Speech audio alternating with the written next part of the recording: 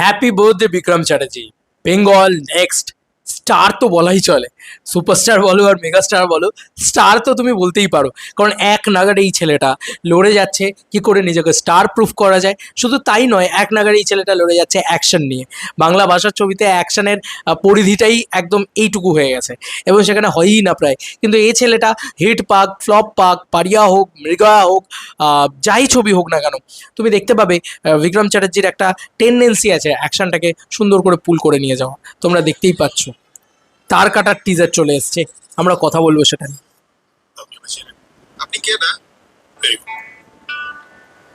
এবারই আমার সারা ফুল ইচ্ছে দেয় এটা কখন কি পড়ে পড়বে কখন কি পড়ে হেভি লাগছে বিক্রম চ্যাটার্জিকে, একদম জেনজি। আচ্ছা, আর একটা জিনিস লক্ষ্য করে দেখেছো কি, দেবদাজিৎ দ্বারা এক ধরনের কন্টেন্ট বানাতেন, এ কিন্তু জেনজি কন্টেন্ট বানায়, একদম র ব্রুটাল জিনিসপত্রকে দেখায়। একটা বিয়ার্ড লুক রয়েছে বিক্রম চ্যাটার্জির এবং একটা মানে ক্লিন শেভেন লুক রয়েছে। তার একটা তাকে দু জায়গাতেই খুব হ্যান্ডসাম লাগছে, তাকে দু জায়গাতেই খুব ভালো লাগছে, তার অ্যাকশন ইত্যাদিগুলো দেখতে ভালো লাগছে। এবং সে নেশা টেশা করে, তার একটা তার কাটা বলতে তার একটা তার কেটে গেছে বলা চলে, মানে তার একটা মেমোরি ডিলিট হয়ে গেছে, কিন্তু সে এখন ডিটেকটিভ হিসেবে কাজ করে। এরকম ধরনের ডিটেকটিভই তো আমরা দেখতে চাই। এবং short design, look and feel দুর্দান্ত লাগে, চিৎকার করা, অ্যাকশন, ঠিক আছে, সব দিকগুলো। এবং এই ছুরির ফাইট সিকোয়েন্সটা যেখানে থাক থাক থাক করে বসাচ্ছে, তার কাটা এবং এতগুলো স্কেল আপ করা। এবং এটা জি5-এর একটা ওয়েব সিরিজ আসছে এবং জি5-এ এই বিক্রম চ্যাটার্জি কিন্তু বেশ হিট ফিট দিয়েছে, যে কারণে জি5ও তাকে নিয়ে বেশ কাজ করতে চায়। তো জি5-এ এটা এসছে এবং আমার মনে হয় যে আজকে এটা 32,000 ভিউজ পেয়েছে। আজকে এটা 32 লাখ ভিউজ না পাক, অন্তত 3 লাখ ভিউজ পাক, একটু বেশি মানুষের কাছে পৌঁছুক। আমি জানি, আমিও শর্টস বানাচ্ছি, কারণ আমি জানি যে এটার হয়তো সেই লেভেলে রিচ হবে না। তো আমি এটুকুই বলবো যে পাবলিক দেখুক।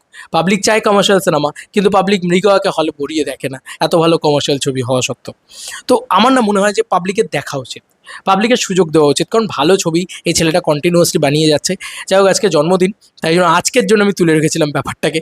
এরকম বলাটা ভুল হবে, কারণ আমি সত্যি জানতাম না আজকে জন্মদিন। আজকে জন্মদিন বলে আমার করা হয়নি, আমি ভাবলাম যে আজকে the perfect date to react this teaser, যে একটা মানুষের একটা টাইম লাইনের তারটা কেটে গেছে, একটা টাইম লাইনের মেমোরি উড়ে গেছে।